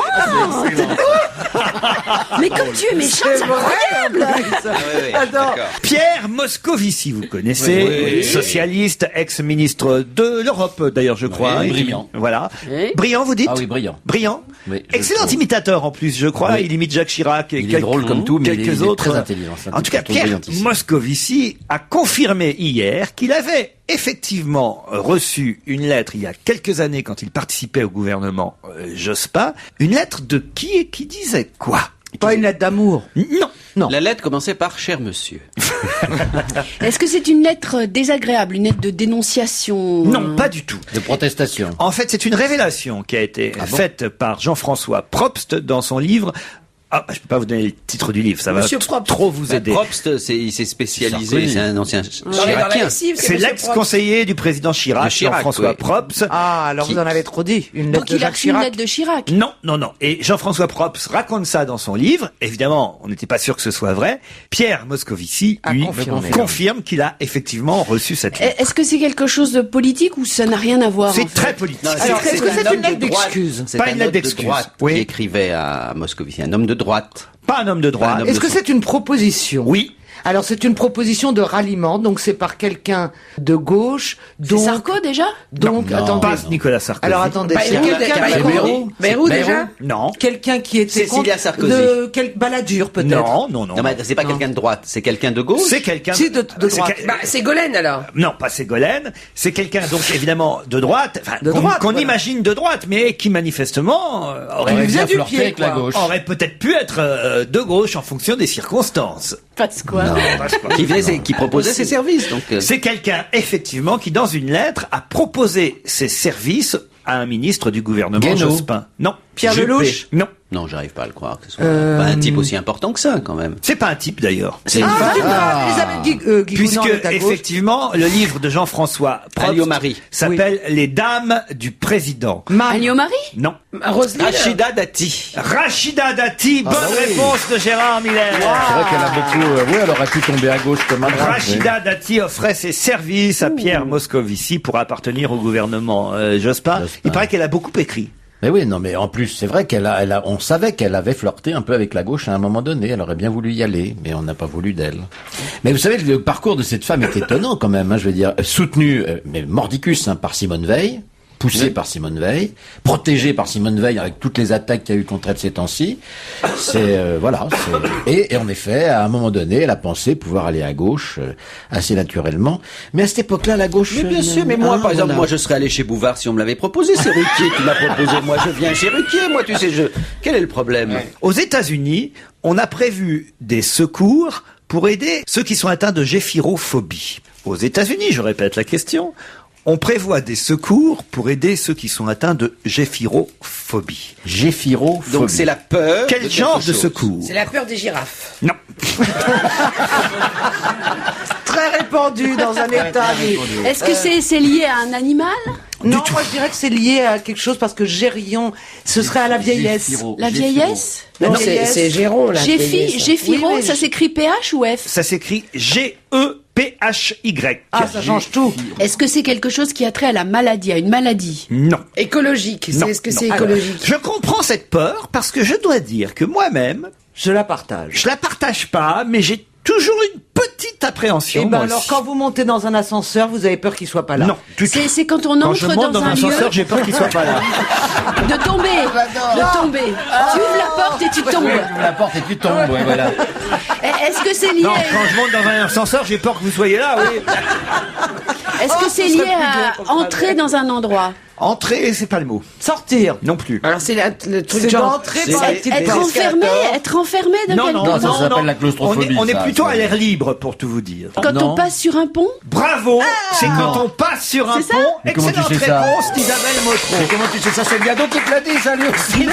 Mais non, mais attends, il n'y a pas 36 solutions. À La l'air libre, un phobie, truc. la phobie des pont. Beaucoup de gens en souffrent, y compris quand ils conduisent, évidemment, avec leur automobile et qu'ils doivent passer sur un pont. Ça veut dire quoi étymologiquement? Je comprends pas. Là. Oui, j'aimerais savoir Géphiros. Géphiros, ça veut dire en grec le pont. Tête de pont. Tête de pont. Et aux États-Unis, plusieurs États viennent au secours des conducteurs terrorisés. L'État de New York, par exemple, emploie un chauffeur pour transporter ceux qui ont peur d'un bout à l'autre du Tappan Zee Bridge, qui s'élève à près de 50 mètres au-dessus de l'Hudson.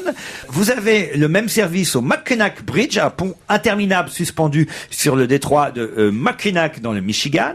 Au San Francisco Oakland Bay Bridge, on préfère guérir là que prévenir, écrit le Courrier international. Une dépanneuse treuille les conducteurs terrorisés jusqu'à l'autre bout du pont.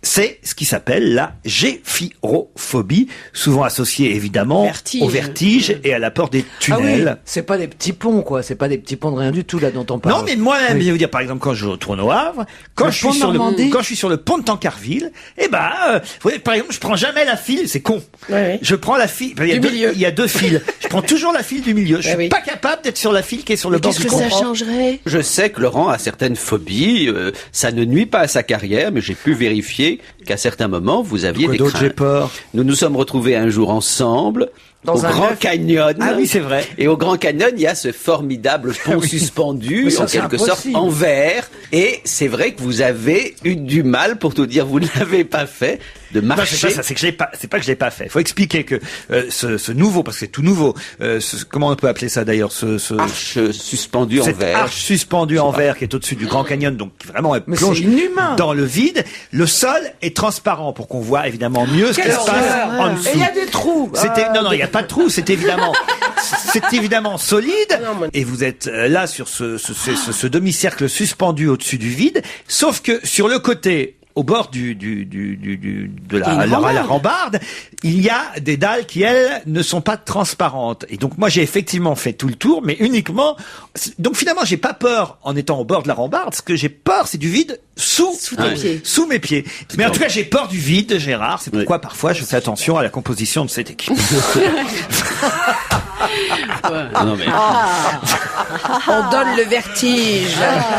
Oui, tu as raison de prendre ça positivement. Donc, il y a certaines personnes qui ne peuvent pas passer sur des ponts. Je rappelle que c'était ça la question. Je suis moins ridicule que vous, puisque vous confiez, Gérard, des petits secrets de notre voyage aux États-Unis, ce qui quand même est assez indiscret de votre part. C'est vrai. Je trouve que vous êtes beaucoup plus ridicule que moi quand... Par exemple, on arrive. Alors, non, mais puisqu'on balance, Vous avez raison. Alors attention. Qu'est-ce que j'ai fait? Ce parc, comment s'appelle? Yosemite Park. Yosemite Park, où on arrive donc au fin fond d'un parc naturel magnifique, où effectivement on vous avertit déjà dans tous les guides qu'il y a des ours, que vous allez peut-être voir des ours, que ceci, que cela. Qu'on arrive à la réception du seul hôtel à je ne sais combien de kilomètres à la ronde, qui vous dit, il y a des panneaux partout, surtout ne laissez rien d'alimentaire dans la voiture, parce que la nuit, les ours peuvent venir, attirés par la nourriture, peuvent venir... Non, attendez, vous allez mourir de rire. Attendez. peuvent venir manger, et évidemment casser et briser la voiture pour manger ce qu'il pourrait y avoir à l'intérieur d'alimentaire qu'on aurait laissé. Donc évidemment, on ramasse le paquet de chips, parce qu'on a fait beaucoup de routes, les petits trucs... même les trucs fermés. Ou même les... Oui. Sauf que Gérard Miller se souvient d'un coup qu'il y a un popcorn avec... un popcorn. Un popcorn. Mais un gros popcorn. Un seul popcorn. En Amérique, ils sont beaucoup plus gros. Bien sûr. Un popcorn avec glissé du paquet pendant le voyage. Sous le siège. Sous la banquette. Alors là, on dit, on va quand même pas retourner à la voiture parce que le parking était assez loin de la réception. On va quand même pas retourner. On va quand même pas retourner en pleine nuit parce qu'il faisait nuit noire. On va pas retourner en pleine nuit, quitte à se faire bouffer par un ours pour aller chercher le popcorn. Faut quand même savoir. Enfin, il fallait... Alors, écoutez, c'est encore pire, Gérard. Il y avait un gardien qui passait avec une lampe de poche pour regarder à comme sur l'intérieur. tous les parkings. Non, pour regarder dans chaque voiture si surtout on n'avait pas oublié évidemment quelque chose. Et il y avait des photos Tu es allé à la partout, réception des portes défoncées par les ours. Gérard Miller qui arrive en pleine nuit avec son petit pyjama caribou et qui dit I forgot a popcorn in my car. Ce qu'il ne dit Do pas, you c'est qu'ils think sont... Winnie Lawson will come and eat my popcorn? On est retourné avec m'avez cherché sur Je quel vous ai cherché, parc? mais est-ce que vous êtes retourné ou pas avec moi à la voiture? Non, pas moi, non. Si, on est tous retournés. Ah non, pas moi. Ah non, bon? ça, Non, croyez-moi, c'est non, ça, je dis sûrement pas. Je me souviens Par contre, il s'est déguisé en ours. Et il est entré par la petite porte. À aucun moment, je pouvais penser qu'un ours allait y aller chercher sous le Mais siège. vous ne pensiez même pas qu'il y avait des ours là. On était quand même 4-3 contre vous, Ah oui, Gérard c'est ça. Tout Miller. le monde se moquait de moi. Vous étiez Ça, le c'est seul à vouloir aller chercher le popcorn. Sauf qu'on y est allé.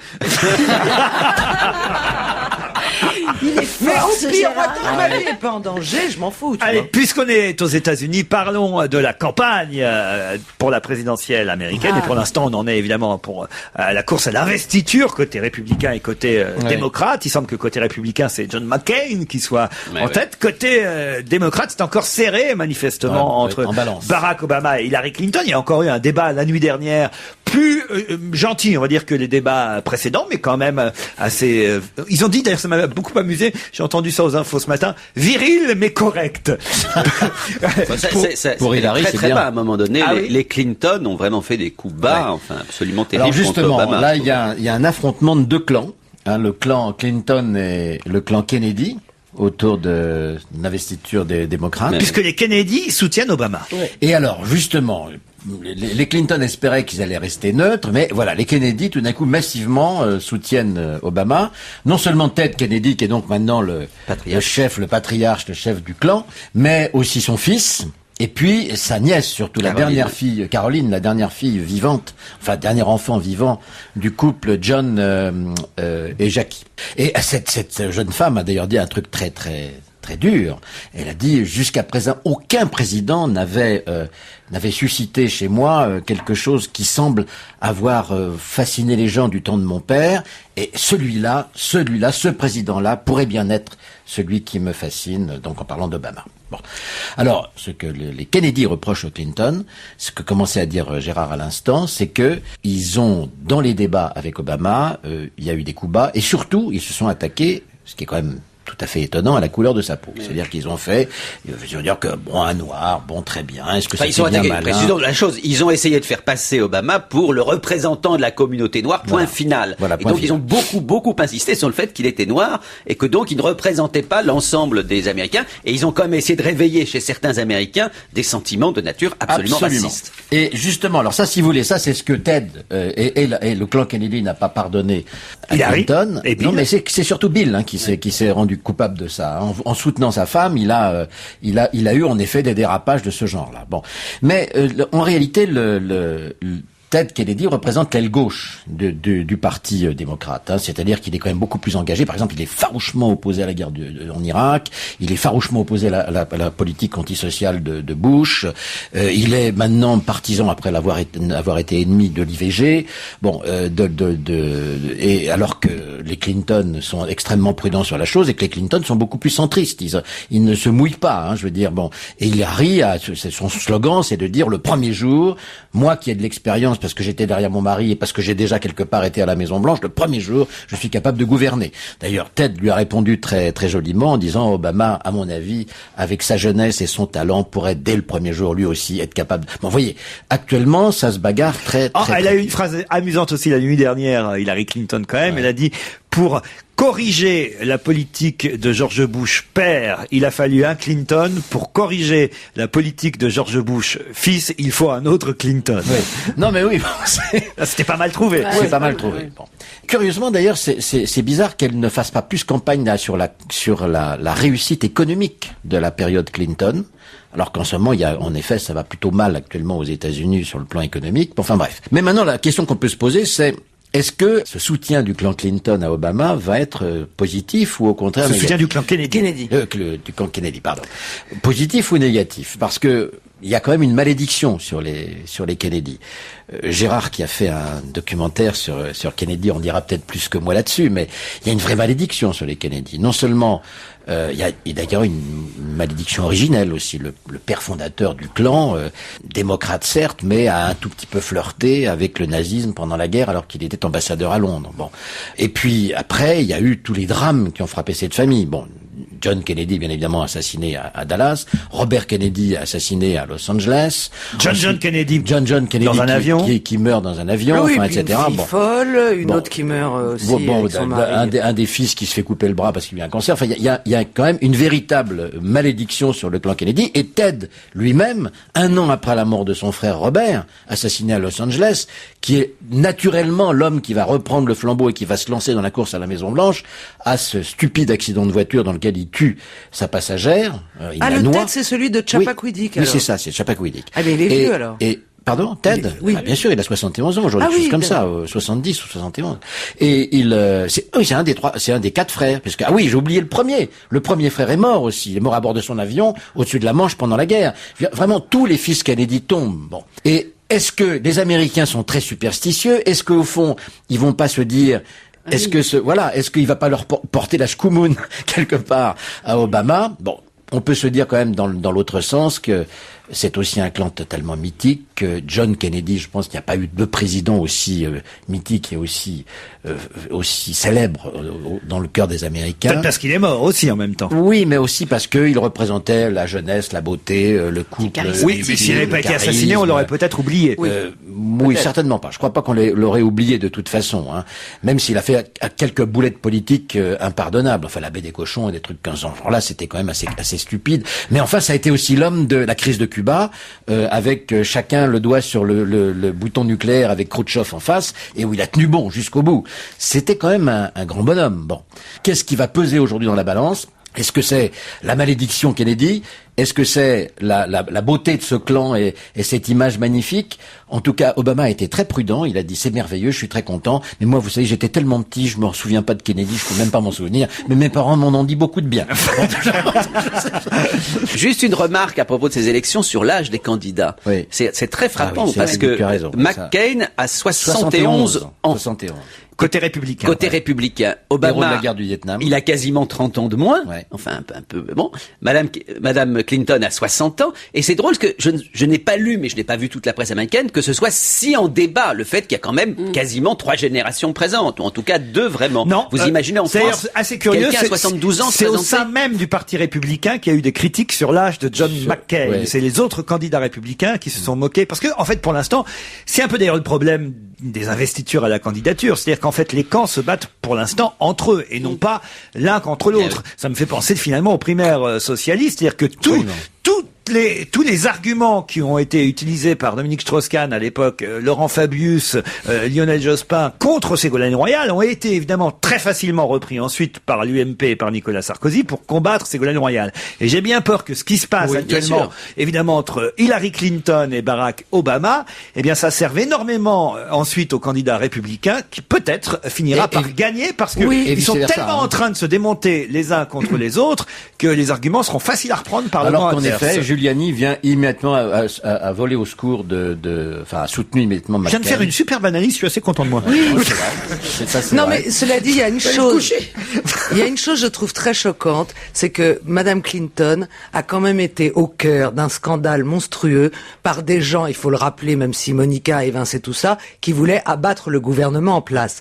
Ils ont utilisé des méthodes ignobles. Je comprends pas que cette femme, qui a vécu ça du mauvais côté, ça a dû être éprouvant et monstrueux, se permettre des attaques aussi basses maintenant qu'elle est engagée là dans une primaire et si elle souhaite dans une campagne présidentielle. Puis il y a un truc qui me choquerait honnêtement, j'aimerais pas qu'un des pays les plus grands du monde, enfin en tout cas pour sa démocratie, on ait l'impression qu'il y ait des dynasties au pouvoir finalement. Ben c'est choquant. S'il y a effectivement Bush, Clinton, on se dit merde, ça sert à quoi de voter? Non, puis en plus, c'est vrai il suffit d'être le père, le fils, ça serait formidable et c'est vrai que ça serait extraordinaire, ça aurait un sens historique génial que le futur président des États-Unis soit Obama. Bon, vous aviez compris, je soutiens Barack Obama. Il aime bien Sarkozy, il l'a redit encore récemment. Obama a refait encore des compliments sur notre président. Oui, mais tous les Américains font des compliments sur notre président. C'est McCain qui a dit actuellement, on voit bien que tout est possible en politique puisque même en France, ils ont un président pro-américain. Roger Isabelle est au téléphone pour nous parler sport du week-end. Bonjour Roger. Bonjour, et je m'en excuse auprès de mes petits camarades parce que j'ai pas l'impression qu'autour de vous il y ait réellement une une horde de spécialistes de sport et d'amateurs de sport. Alors là, pas du tout. Moi, je suis spécialiste du patinage artistique. Les sportifs. Et Roger et moi alors? Ah oui, vous, oui. Quand même. Oui, mais vous, je vous dis ça parce que vous êtes le patron. Merci. Non mais moi attention, j'adore le... Non, mais je le sais. Et puis quand même, je suppose que Philippe Alfonsi doit être un amateur de rugby, il doit bien aimer. Oui, j'aime bien le rugby. Eh bien, c'est la reprise et la F1. Voilà, tu vois, c'est mes deux trucs. Alors parlons rugby, puisque c'est la reprise du tournoi Destination ce week-end. Écosse-France, c'est le premier match pour les Français de ce tournoi, dimanche à 16h, retransmis sur France 2 et sur Europe 1, commenté bien sûr par Damien Gourlet, Dominique Bressot et Fabien Galtier, notre consultant. Alors, c'est la rupture. C'est la rupture du style, la rupture de la méthode. Il y a un nouvel entraîneur qui s'appelle Marc Lièvremont, qui est une sorte de taiseux. Et autant Bernard Laporte, notre nouveau secrétaire d'État à la jeunesse et au sport, était, sans lui faire injure, un beau parleur, autant Lièvremont, lui, est plutôt, oui, je vous le disais... Lièvremont, c'est le Verlan de mon lapin ? Voilà, exactement. Et alors avec Lièvremont, eh bien ça sera place aux jeunes, place au jeu. Fini peut-être les petits tas, vous savez, les petits tas, on avance d'1 mètre, petit tas, on ravance d'1 mètre, puis on essaye d'aller à l'essai comme ça. On va probablement, enfin on l'espère, développer du jeu, continuer à défendre sérieusement comme on le faisait auparavant, et puis on va laisser libre cours à l'imagination. On va, c'est semble-t-il le souhait de Lièvremont, retrouver ce qu'on appelle le jeu à la française. Vous êtes en train de nous dire que l'ère Laporte est fermée. Voilà, c'est-à-dire qu'on va, et tout le monde l'espère, retourner vers ce fameux rugby champagne qui était un peu le leitmotiv de Roger Coudert, et avec du sang neuf, de l'improvisation, du jeu au large. Alors le premier énorme changement, c'est Lionel Nallet, deuxième ligne de Castres, délaissé complètement par Laporte pendant la Coupe du Monde, et qui devient, lui, le patron, le capitaine du 15 de France. Donc alors là, c'est... La vraie rupture du vrai changement. Alors allez les petits, pour dimanche après-midi, tournoi Destination. Ouais. C'est aussi la Coupe de France de football ce week-end, les 16e de finale. Alors, 16e de finale, et alors tenez-vous bien, vous savez combien de matchs vont être retransmis à la télévision sur les chaînes françaises uniquement, Je sais pas, allez-y. ce week-end? Dites. 15 matchs. Ouais, c'est 15 trop bien. matchs en direct entre la Coupe de France, les championnats étrangers, et puis les quarts de finale de la CAN, de la Coupe d'Afrique des Nations, qui commence avec Ghana-Nigeria et Côte d'Ivoire-Guinée. Alors la Coupe de France, il y a un match phare qui est Marseille-Monaco, ce sera dimanche sur France 3. À quelle heure? Et puis les matchs habituels, entre les petits et On les va pas gros. tous les détailler. Hein. Voilà. Mais il y a du ski aussi pour ceux qui suivent notre nouveau champion Jean-Baptiste Grange. Oui, et puis surtout un événement, c'est qu'on rouvre la descente de Bellevarde, la phase de Bellevarde. Je me demandais quand est-ce Oui, qu'ils c'est allaient la vrai, rouvrir. c'est ce qu'on se disait avec Michel et Caroline. Quand est-ce qu'ils vont rouvrir cette descente? Et ben voilà. Bonsoir. Alors la phase de Bellevarde... Roger, il n'y c'est avait bien. que toi pour nous donner cette info. Ah non, mais c'est vrai parce qu'on a Mais non, cherché. mais la hein. phase de Bellevarde, si vous vous souvenez des Jeux Olympiques d'Albertville, Bien sûr. c'est Évidemment. cette piste fabuleuse de 3 km à Val d'Isère, Ouais. avec un dénivelé énorme. Énorme. C'est une descente absolument spectaculaire, parce que si on est dans de bonnes conditions de visibilité, on peut quasiment voir le skieur partir en haut à la cabane de départ et le voir jusqu'à l'arrivée. Ouais. C'est fabuleux à voir comme spectacle. Mais de toute façon, C'est il y a une une des plus caméra qui le dangereuses. suit. Et Jean-Baptiste Grange, il va être là non pas parce que c'est un descendeur, il va participer à la descente, mais parce que il y a une nouvelle discipline qui s'appelle le super combiné, qui allie la descente et le slalom, et qui aura en même temps un slalom dimanche dans lequel Jean-Baptiste Grange risque de briller, voire de gagner. Allez, on termine avec le Super Bowl, puisqu'on parlait des États-Unis tout à l'heure. La finale de foot américain, New England Patriots contre New York Giants. Oui, alors c'est dimanche, c'est à minuit 20, il va falloir veiller tard. Ouais. Bah, C'est un l'événement, week-end chargé pour nous, les filles. Hein. Ah oui. On n'a C'est pas une l'événement seconde. Hein. sportif américain le plus regardé au monde. C'est la grande fête du sport aux États-Unis. Ouais. C'est la grande fête, c'est le moment où à la mi-temps, les égouts se remplissent et l'électricité baisse d'intensité, J'aime bien cette poésie monte du d'intensité sport. plutôt, puisque on ouvre les réfrigérateurs pour boire de la bière et après on va faire pipi. Eh oui. Mais c'est vrai, en Dans plus, c'est tous les vérifié tous États-Unis. ans. Mais on sait ce que C'est c'est le Super magnifique. Bowl. C'est là que Janet Jackson avait montré son nichon. Exactement. Tu vois que je Avec suis le un sport. scandale monstrueux. Et souvent, d'ailleurs, les gens sont beaucoup plus férus de ce qui se passe avant et à la mi-temps que du match en lui-même, puisque il y a toujours un show monstrueux avant le match et à la mi-temps. Week-end passionnant, sportif. En tout cas, les filles, accrochez-vous, préparez les bières, faites chauffer les pizzas. Et ne manquez pas à Murrayfield, Écosse-France, c'est dimanche Oui, à ça 16h. va aller, la Roger Manon. Hein Merci, on vous applaudit, Roger Faber. Je vous embrasse. Je voudrais vous faire écouter quelque chose. Vous savez qu'on est en pleine préparation de notre pièce avec Charlotte de Turckheim, Oui. Open Bed, que Titoff, Elisa Tovati et les autres comédiens sont en train de répéter à mort, mais que c'est que non seulement c'est une comédie, et Michel Bernier connaît la pièce puisque elle l'avait lu, enfin, il travaille aussi dessus, Michel, mais aussi il chante, il y a des standards de chansons. On est en train de revisiter certaines chansons internationale et française. Il y a 6 chansons dans le spectacle. C'est avant tout du théâtre. C'est pas une comédie musicale, mais je trouve que c'est déjà pas mal pour donner un avant-goût et avoir peut-être envie d'aller applaudir Elisa Tovati, Titoff et les autres. Écoutez, Benoît Petitjean et Elisa Tovati en train de chanter Travolta et Olivia Newton-John.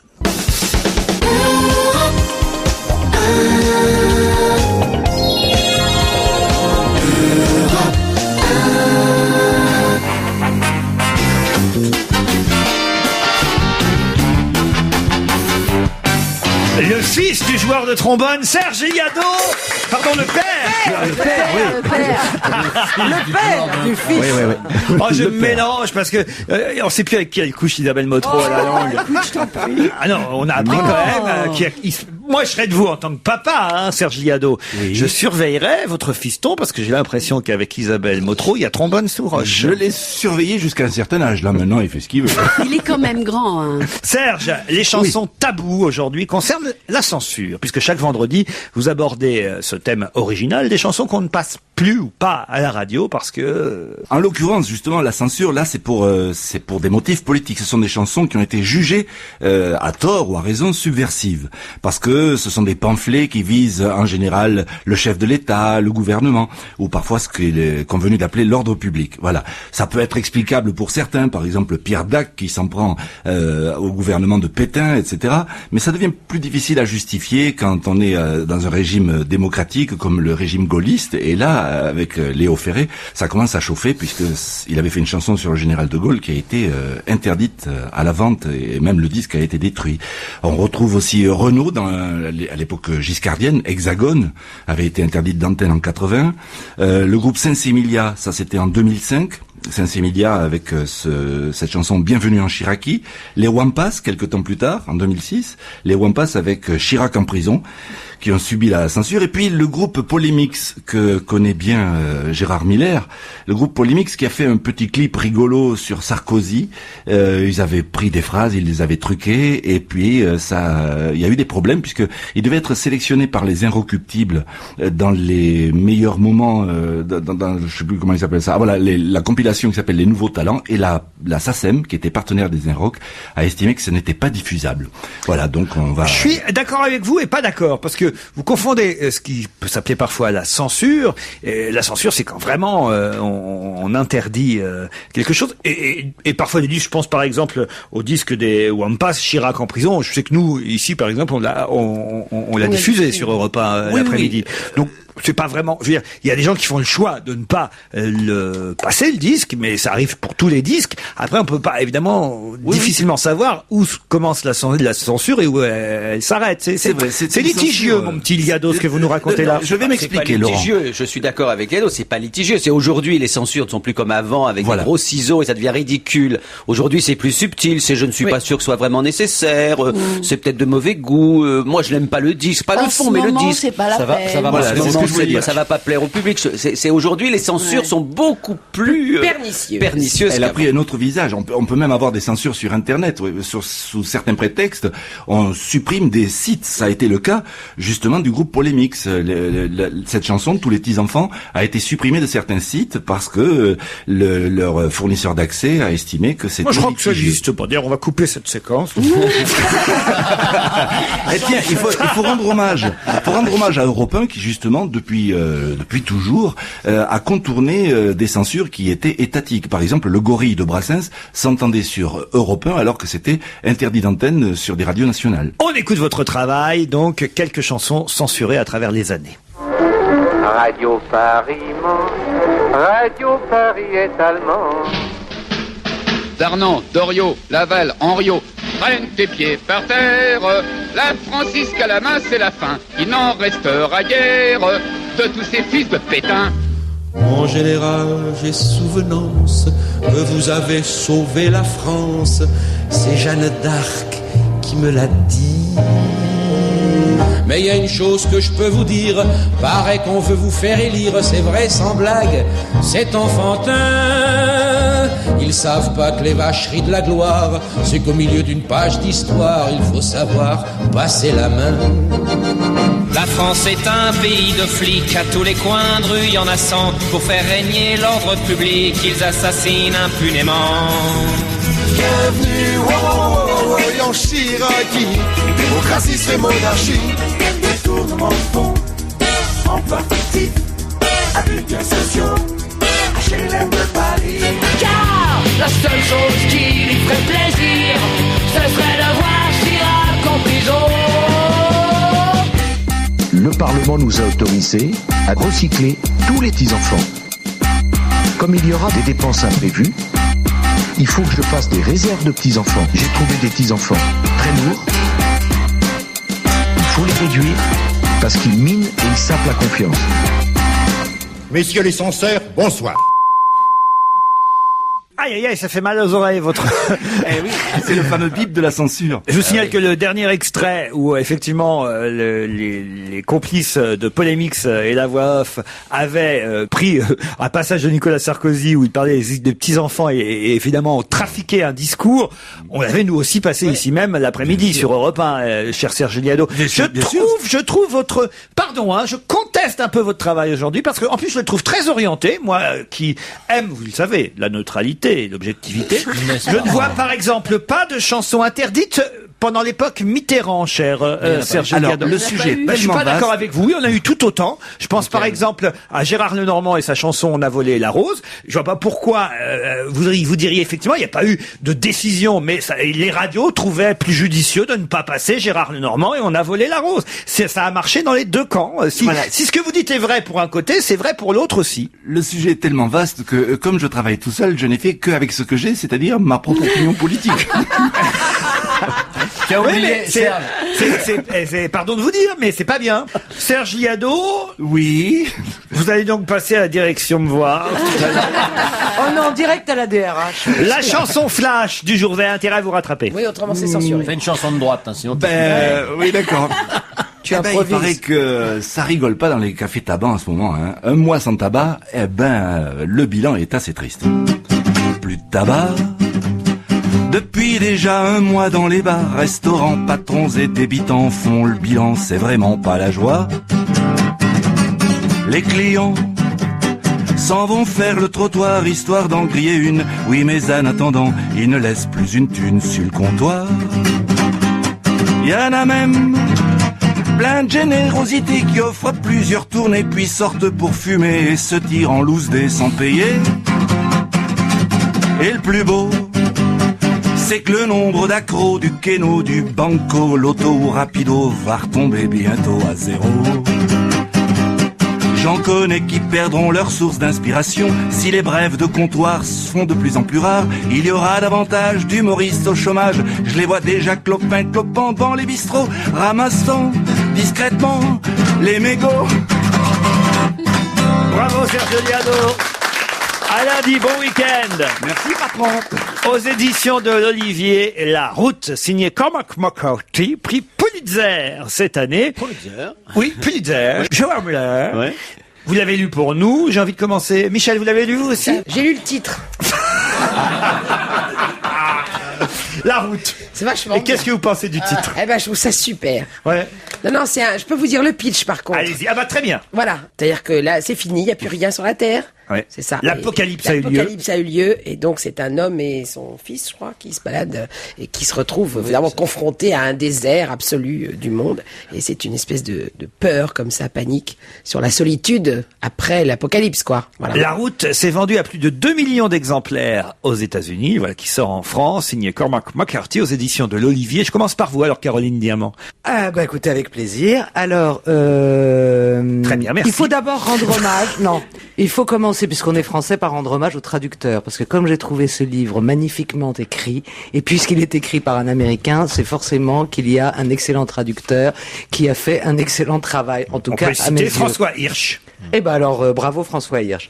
On va pas dire que c'est un bouquin qui file la pêche, mais c'est admirable quand même. Pourquoi? D'abord, on s'est tous demandé un jour dans notre vie si tout disparaissait sur Terre.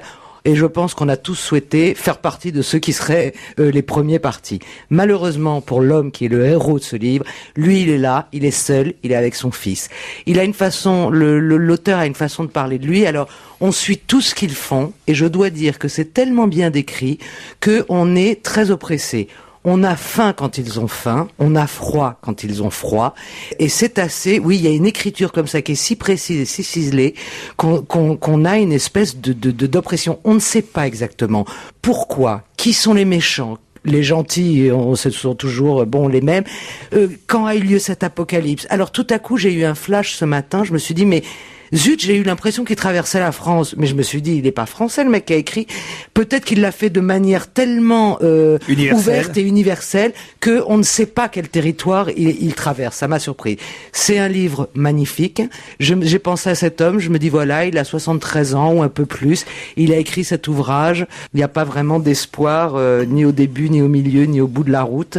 J'espère qu'il écrira quelque chose, un message d'espoir plus grand avant de nous quitter. Mais c'est un très beau livre. La route, signé Cormac McCarthy. Isabelle Motro. Ah, c'est un livre bouleversant, vraiment bouleversant. Je trouve que c'est un de ces ouvrages qui vous marque. Enfin, quant à moi, quand on l'a lu, on n'arrête pas ce genre de choses qui vous nourrit, qui vous nourrit dans vos émotions, parce qu'effectivement, on ressent tout ce qu'ils ressentent.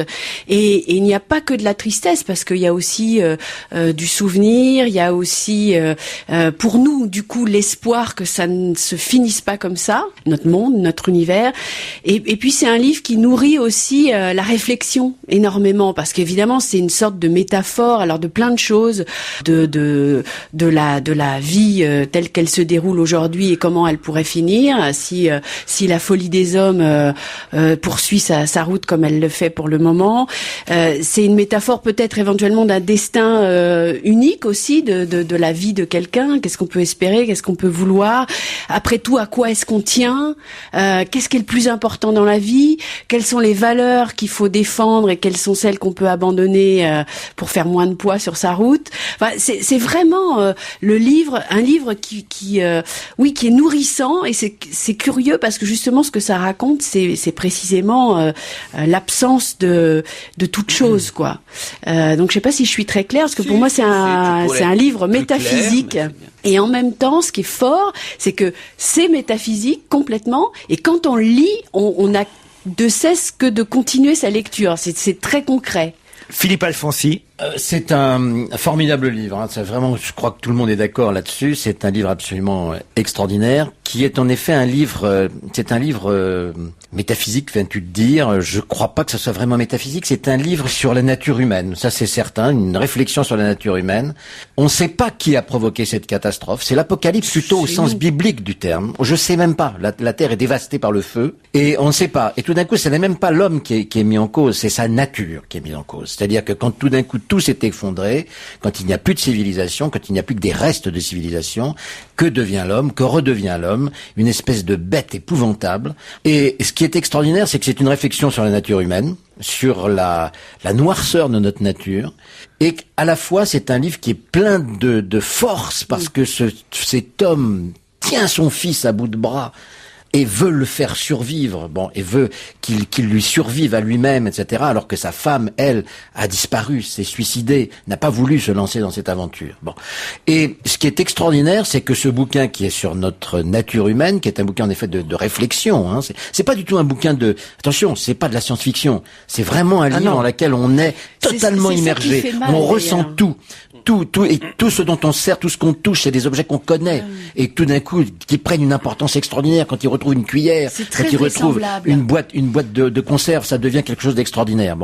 Mais ça se lit comme un polar. On tourne les pages, on veut aller avant, on veut savoir ce qui va se passer. Moi, je l'ai lu d'une traite. Gérard Miller. Alors, l'exercice de celui qui parle en dernier, on a cité la Bible, on pourrait citer Shakespeare, on pourrait citer Faulkner, pour donner l'ambiance. Il faut dire aussi que c'est écrit de façon particulière, des paragraphes très courts, donc qui se lisent aussi très facilement.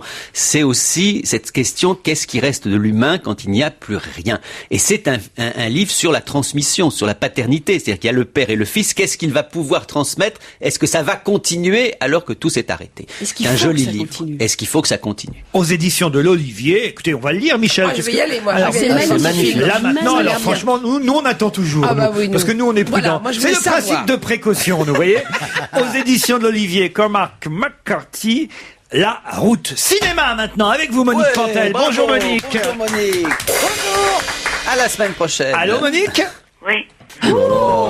Qu'est-ce qui se passe, Monique Pantel? Bordelium de merdium. Je crois. Astérix, son gros cacaoum. Rosé de la Fiola. Macho Picchu de la Cata.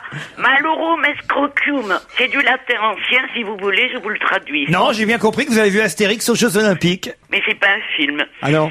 C'est un défilé de people. Pour commencer. C'est la mode en ce moment. C'est Alain Delon, rajeuni. Merci la potion magique. Il n'arrête pas de répéter « Avez-moi » pour bien montrer qu'il se parodie lui-même. Mais pourquoi? Puisqu'il y a tant de people, il y a tant de monde, il n'y a pas Nicolas Sarkozy, c'est Carla Brunix. J'aurais des chics.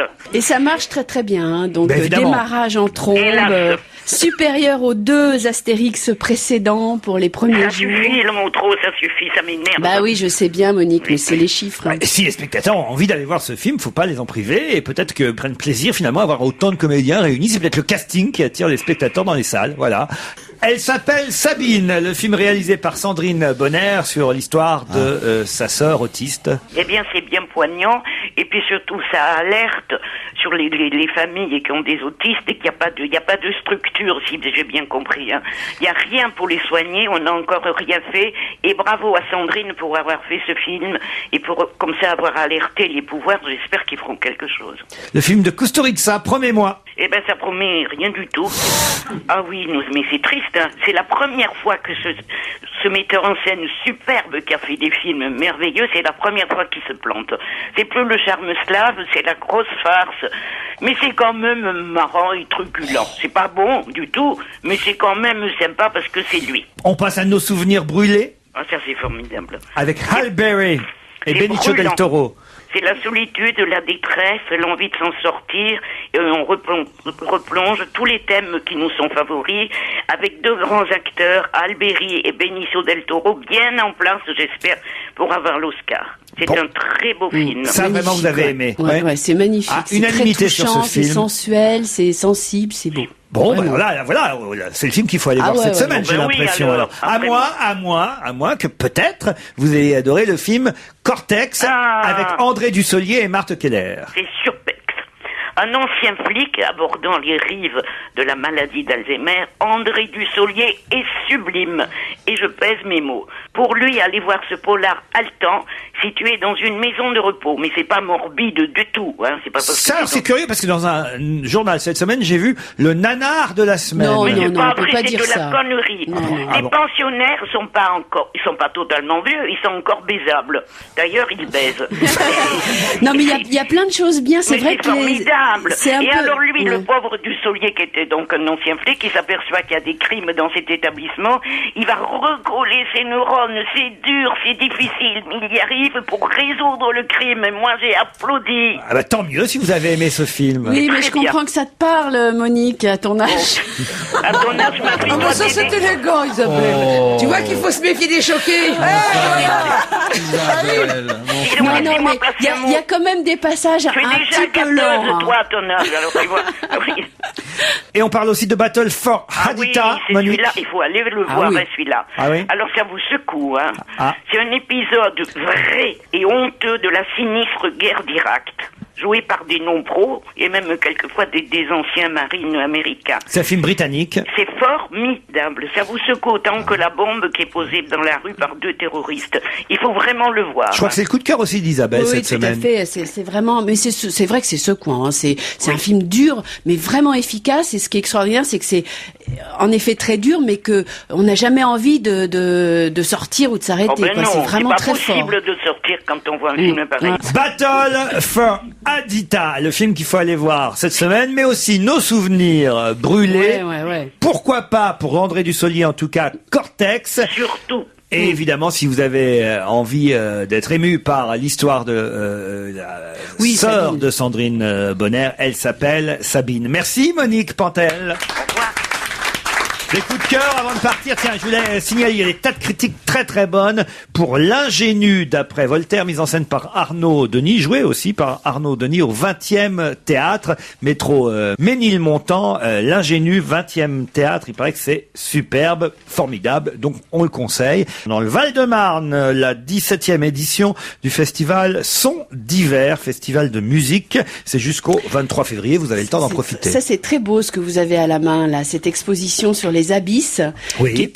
Qui est Au Muséum national d'histoire naturelle. Voilà. Et alors, il y avait eu un film et un livre. C'est une femme qui a fait des recherches sur les créatures des abysses et qui a sorti des photos, mais hallucinantes. C'est bizarre, hein? Des photos, mais magnifiques. Il faut absolument aller voir cette expo. Jusqu'au 8 mai. On nous apporte des crêpes. Jusqu'au 8 mai au Muséum national d'histoire naturelle, l'exposition Abyss. Et effectivement, pourquoi on nous amène des crêpes? C'est pas encore la Chandeleur. Bah oui, bah si, ça y est, on y est là. Ah bon? Non, C'est pas vrai. Je sais pas si c'est la Chandeleur, mais c'est l'heure. Il est 18h bientôt. On se retrouve lundi à 16h. Bon week-end sur Europe 1.